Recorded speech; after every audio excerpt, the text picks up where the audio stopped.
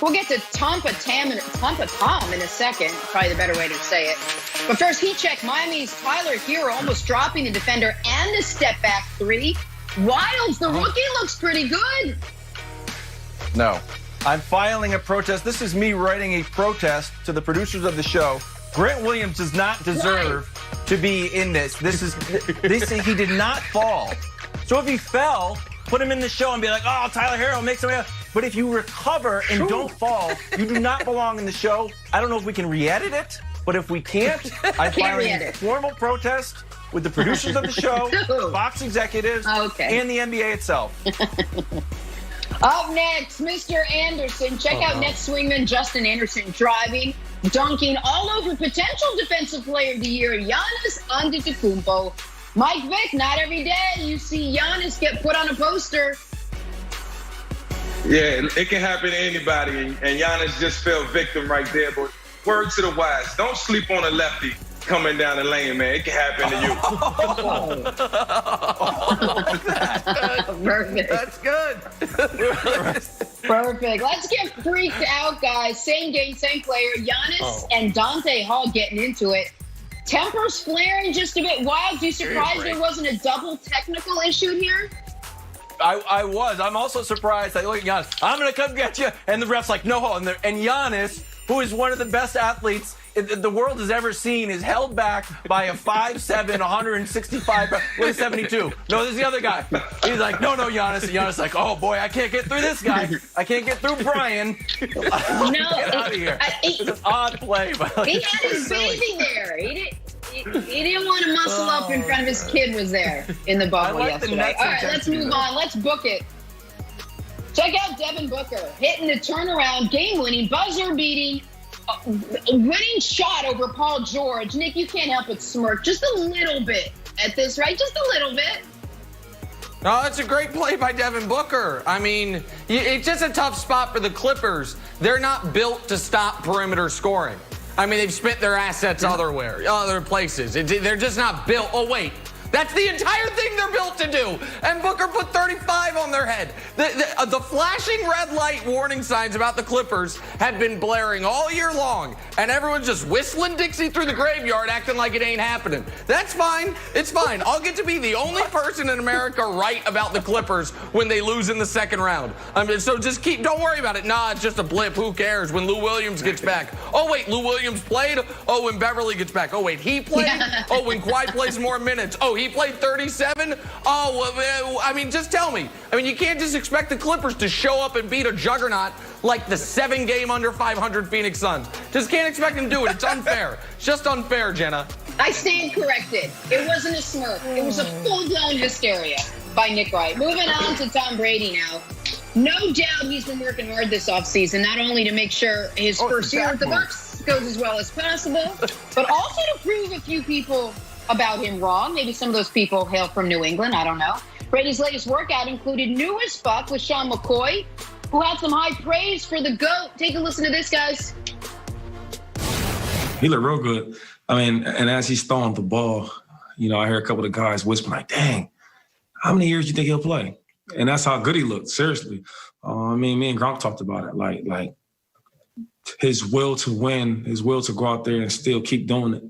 I mean, once you see a guy like that kind of display that attitude, I mean, you want to be part of it. That's like a sense of me, like, man, how much longer can I do it? So he looked good today. He looked in good shape. He threw the ball very well. And he like a coach with a helmet on. I mean, give me safety first for LaShawn McCoy. Wilds, you're excited. You know you are. Nick, is there any question in your mind that Brady at age 43 can still dominate? Clearly his teammates who watched him practice the last couple weeks think so. Well, listen, far be it for me to disagree with all-time Kansas City Chief legend and Super Bowl champion LaShawn McCoy. But here's my concern.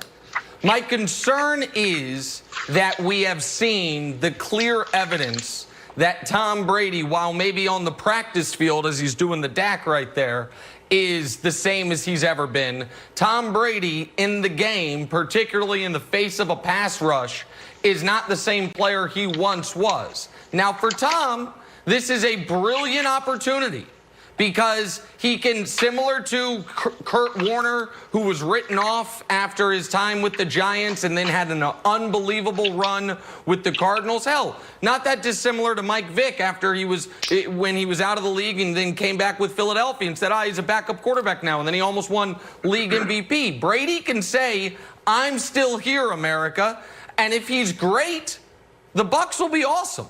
Like the Bucs defense, the last 6 weeks of the season was a top 5 defense. They have all these weapons on the outside, Mike.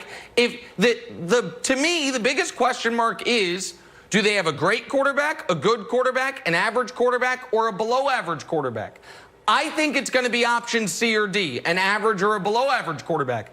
But Mike, if he's excellent, there's no reason Tampa shouldn't be an 11-12 win football team.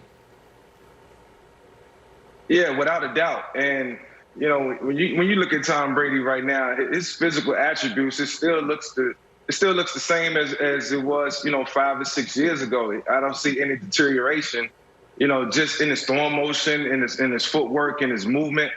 When you come to work every day and you see a guy like Mike Evans, you see Chris Godwin, it's limitless opportunities within the offense. You can't cover the whole field. So if Tom is just average this season, but, Mike Evans continues to take the top off the coverage. He's a 1,000-yard receiver. Then you got Chris Godwin, who's going to compliment. And then Gronkowski. Tom's job is going to be way easier, and I think he knows that. Paired up with Bruce Arians and Brian Leftwich, they know what they have, within this team right now. And so Tom doesn't have to go out and be great. Tom just has to lob it up to Mike Evans here and there, give him an opportunity to stretch the field. He got great backs in Shady and a couple other guys who can fill the void. So this offense is going to move, the way it's supposed to move. And Tom has to be excited every day he walk in to this building and he's around his teammates, because the sky's the limit. Those guys wonder how long he's going to play because they want to know how long the window opportunity is they have to win the Super Bowl, because they know it can happen with the GOAT. Is there other footage out there that we don't have? Like LaShawn McCoy is talking about Tom Brady like we're looking at Madden Vic. And it's just normal old practice footage from my high school, it looks like. We had the same colors, Fitch Hawkins.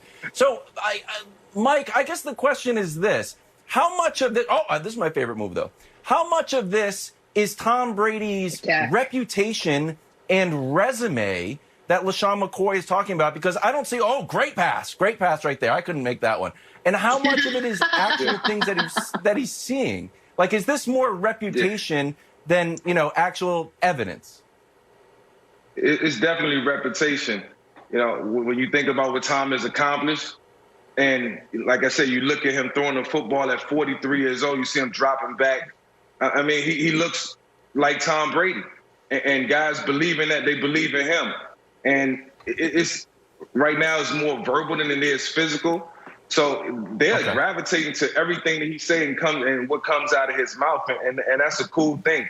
I think LaShawn, he understands that, playing with a great quarterback like Tom, can enhance everybody. So it's not just about what they're doing right now. It's about what he's done in the past, and like you said, his resume. That's what.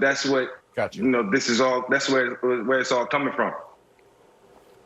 You said it, Mike. Brady definitely has a share of weapons to choose from this season, that's for sure. Speaking of weapons, Cowboy up, Dallas has a bevy of them as well. Amari Cooper, Michael Gallup, and the recently drafted CeeDee Lamb. Amari Cooper loves this receiving core, says, quote, I think the expectation here is to have 3,000-yard receivers this year. Nick, that's going to help Dak Prescott for sure. What's the ceiling for Dak in this Cowboys offense this coming season? The ceiling for the Cowboys offense is to be a top 3 offense in the NFL, to be the best offense in the NFC, and to be the leading reason the Cowboys make their first Super Bowl in a quarter century. That's the ceiling, and that's not wholly unrealistic given the personnel they have and given the trajectory that Dak, at least statistically, appears to be on. So much of the conversation surrounding Dak has been about his contract, but he's never hurt. And I don't think he's a great quarterback, but we have seen quarterbacks of the very good variety with those types of weapons take their teams on deep playoff runs. I have in front of me right here a few things. I've got my all 256 game predictions of the schedule. Yes. And then I have on this folder Laminated.